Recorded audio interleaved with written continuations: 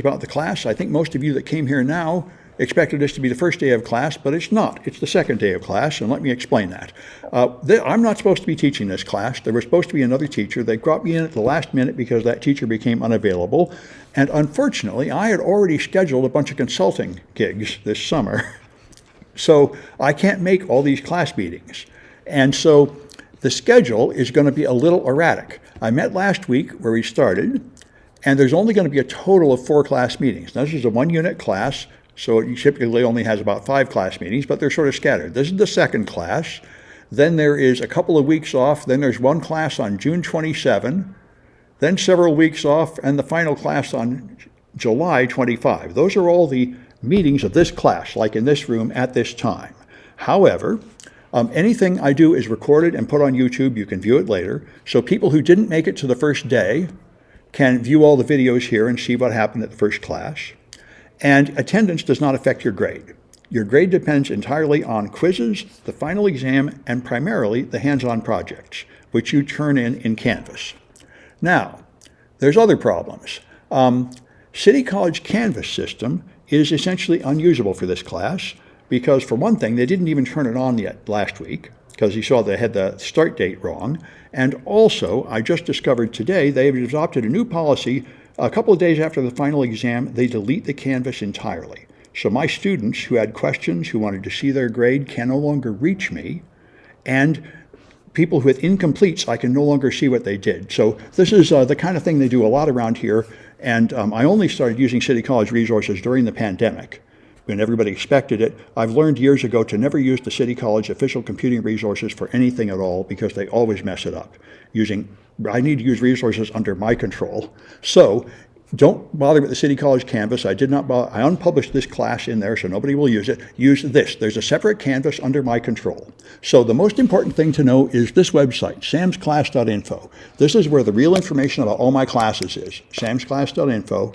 And that's the main place, not City College Canvas, which is a mess and essentially useless. Once you go here, you'll find a link for this course, and you'll find everything you need to do the course here. And there is a Canvas server here, but it's just one under my control. You'll have to make an account with any email address you like. You can view the course here. And the only thing on the Canvas is the quizzes and a place to turn in your homework. And I'll demonstrate quite a few of the projects later. The homework is the heart of the class. So the purpose of this class is to talk about how to create and secure DNS servers. DNS is an all-important protocol responsible for everything on the internet, and it turns out to have a lot of security flaws. So in hands-on projects, you're going to set up some DNS servers and secure them. So I talked about a couple of chapters here. There's a book, and there is not a free copy in the City College library, but you can get an ebook for $10 from Amazon. I went through the first 2 chapters last time, and I'm going to do 2 chapters today, chapters 3 and 4. And you'll find all the homework projects down here. Here they are. And I'll demonstrate quite a few of these today. And what you're going to do is make a Windows server and make it a DNS server, and then make a Linux server and make it a DNS server, and then configure them in various ways. And there's a lot of extra credit projects. And about 3 or 4 of these are just to get anything done on campus, because in addition to the Canvas being messed up, they keep changing the content filtering on campus. And now they've changed the content filtering, so you cannot use RDP at all.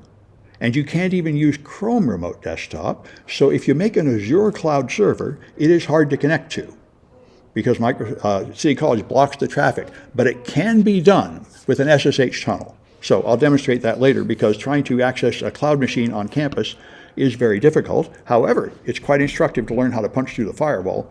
Rather than argue with them about their firewall security, I think it's far better to teach us how to punch through firewalls. That's an important skill to know. So that's the introduction for people who weren't here last week. Let's see if there are any more questions. So somebody made a Discord. Sure, that's fine too. Anyway, yeah, all right. They're asking about a group chat. There is a Discord server somewhere for the competition team, but I don't think that's very related to the students in this class. Anyway, are there any questions? All right, let me stop this video and then go into the first chapter. I try to make a lot of little videos so people can get the topic they're interested in.